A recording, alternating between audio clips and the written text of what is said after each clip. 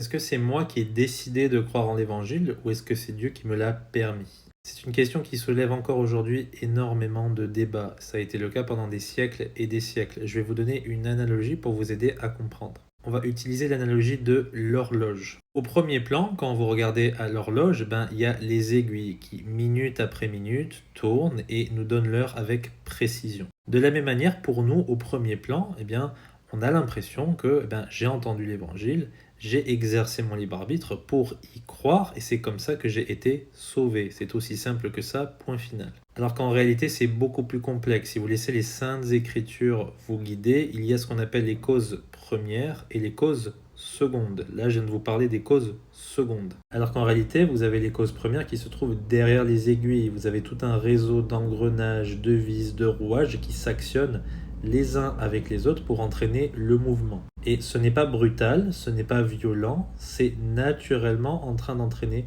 le mouvement. C'est exactement ce qui se passe avec nous. Dieu ne force pas notre volonté, il transforme notre cœur, évidemment de l'intérieur, pour changer nos dispositions. Ce n'est pas violent du tout en réalité. C'est pour ça qu'on conserve à la fois notre possibilité de faire des choix. On fait des choix qui sont réels dans notre perspective, évidemment.